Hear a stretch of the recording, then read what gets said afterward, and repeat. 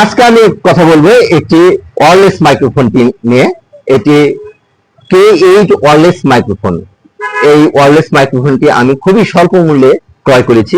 এটি Dhaka Sundarban square market থেকে মাত্র 350 টাকায় এই K8 ওয়্যারলেস মাইক্রোফোনটি আমি ক্রয় করেছি। এই K8 ওয়্যারলেস মাইক্রোফোনটি বিভিন্ন অনলাইন বা বিভিন্ন জায়গায় কিন্তু অনেক 700, 800, 1000 টাকা মূল্যেও বিক্রি করে থাকে। তো আপনারা কোথাও না গিয়ে এই সুন্দরবন স্কয়ার মার্কেট থেকে কিন্তু খুবই অল্প মূল্যে এই K8 ওয়্যারলেস মাইক্রোফোনটা আপনি ক্রয় করতে পারেন। আজকাল তো অনেক মাইক্রোফোন এসেছে, ওয়্যারলেস মাইক্রোফোন, অনেক দামি দামি ব্র্যান্ডের মাইক্রোফোন আছে, যেরকম DJI এর আছে, হলিল্যান্ড আছে, রোড আছে, হ্যাঁ, এবং উলানজি রয়েছে। তো এগুলো তো অনেক দাম, অনেক ব্যয়বহুল দাম। 20,000 থেকে শুরু করে 50,000 টাকা পর্যন্ত ওয়্যারলেস মাইক্রোফোন রয়েছে। তো আপনারা চাইলে কিন্তু যে ছোটখাটো আপনারা কন্টেন্ট করবেন, হ্যাঁ, তো অল্প টাকার মূল্যে এই K8 ওয়্যারলেস মাইক্রোফোনটি সাউন্ড কিন্তু অনেক ভালো। আমি এটি ক্রয় করেছি এবং এই ছোটখাটো আমি কাজগুলি করি। তো এই K8 ওয়্যারলেস মাইক্রোফোনটি আমি আগেই আনপ্যাক করেছি, যেহেতু এটা দিয়ে এখন আমার সাউন্ডটি রিসিভ হচ্ছে। তো এই সাউন্ডের নয়েজ যে রয়েছে, নয়েজ কিন্তু তেমন একটা হয় না। ফোন থেকে করলে কিন্তু অনেক নয়েজ আসে, তাই এটার মূলে কিন্তু অনেকটা নয়েজ হয়। তো আমি কিন্তু অনেকদিন ধরেই কাজ করি, আপনারা দেখেছেন আমার অনেক কাজগুলি দেখেছেন। আজ থেকে 10-12 বছর আগেও কিন্তু আমি কাজ করেছি, হ্যাঁ। আমাকে কিন্তু এর জন্য লাইভ গৌতম হিসেবে কিন্তু আমি পরিচিত হয়েছি। তো আমি একসময় কিভাবে কাজ করতাম আজকে আমি দেখাবো এই কাজগুলি।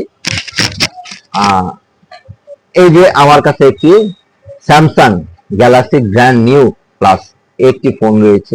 এই ফোনটা দিয়ে কিন্তু ওল্ড ভার্সনের ফোন, এই ফোনটি এখন অচল হয়ে গেছে, সফটওয়্যার নেয় না, কোনো কিছুই সমস্যা নেই, কিন্তু এটা সফটওয়্যার হয়ে গেছে, সফটওয়্যার ফার্মওয়্যার আপডেট নেয় না। তো এই ফোনটা দিয়ে কিন্তু আমি ভিডিও করতাম। আর দেখেন সবচেয়ে মজার যে কথা, তো তখন আমি কিভাবে মাইক্রোফোন আমি ইউজ করতাম, হ্যাঁ। এই দেখেন এই মাইক্রোফোনটা কিন্তু আমার নিজের তৈরি, হ্যাঁ। এই যে এখানে যে নয়েজ রয়েছে, এটিও বানানো নিজের তৈরি। আর দেখেন এটা আসলে টুইটা পড়ে গেছে, অনেকদিন ধরে ড্রয়ারের মধ্যে পড়ে আছে, ব্যবহার করি না, টুইটা পড়ে গেছে। আর এ দেখেন এই কেবলটা বাজার থেকে কিনে আমি অনেক মডিফাই করে, হ্যাঁ, এই যে কি করতাম, এই ফোনের মধ্যে এইভাবে ঢুকাতাম, হ্যাঁ, এরপর আমি ফাঁকে থেকে এটা রেকর্ড দিতাম। তো এটা সাউন্ডও কিন্তু অনেক ভালো ছিল, আমরা কিন্তু ভিডিওগুলো দেখেছেন। তো এখন তো তখন কিন্তু ফেসবুকে আসলে মনিটাইজেশন ছিল না, আমি কিন্তু বিনা স্বার্থে কাজ করেছি।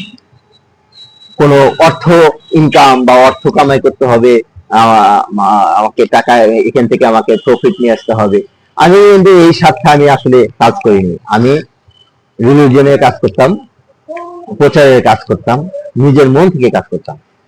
যে কারণে আমাকে কিন্তু অনেক কটূক্তি, অনেক কথা শুনতে হয়েছে। আমাকে নাম দেওয়া হয়েছিল লাইভ গৌতম। আজকে অনেকদিন ধরে আমি কাজগুলি থেকে কাজ করছি না, একটু সমস্যার মধ্যে ছিলাম আমি। তো আজকে আমি কিভাবে কাজ করতাম আগে আর কিভাবে এখন এখন এই ওয়্যারলেস মাইক্রোফোনটি এসেছে, তখন কিন্তু অনেক তখন চিন্তা করতাম যে আসলে এরকম তার দিয়ে কাজ করতে হয়, কোম্পানি যদি এরকম একটি ওয়্যারলেস মাইক্রোফোনের ব্যবস্থা করতো, হ্যাঁ, ছিল, বয়া ছিল, কিন্তু ওগুলো অনেক ব্যয়বহুল ছিল, অনেক দাম ছিল। এখন যেরকম অল্প মূল্যেই কিন্তু আমরা এগুলি কিনতে পারতেছি, অল্প মূল্যেই, যদিও সাউন্ডটা অতটা হাই কোয়ালিটি না, কিন্তু তারপরেও কিন্তু কাজ করা যায়, হ্যাঁ।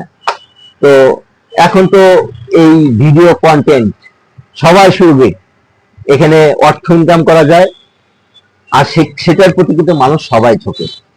তো আমি একটা সময় বিনা স্বার্থে কাজ করেছি। এটি দেখেন, এটি কিভাবে তৈরি করেছি। এটি কিন্তু সবচেয়ে মজার জিনিস, যেটি তৈরি করেছি, এটা একটু সেলফি স্টিকের মধ্যে আমি এটাকে এখানে একটি রিসিভার লাগিয়েছি, এটা আমি নিজে করেছি, নিজে তৈরি করা। হ্যাঁ, দিয়ে এটা একটি ফোম কেটে অনেক সুন্দর করে অনেক সময় দিয়ে এটা তৈরি করেছি। তো লাইভ গৌতম হিসেবে পরিচিতি পেয়েছিলাম, সাংবাদিক হিসেবে পরিচিতি পেয়েছিলাম।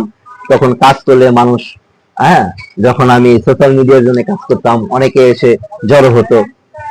তো অনেক পিছিয়ে পড়েছি যদিও, তো কামব্যাক করেছি আবার। আপনি অবশ্যই আপনারা আশীর্বাদ করবেন যেন আপনাদেরকে সুন্দর সুন্দর ভালো কিছু উপহার দিতে পারি। তো ধন্যবাদ। নতুন কোনো কিছু নিয়ে আবারও আসবো আপনাদের মাঝে।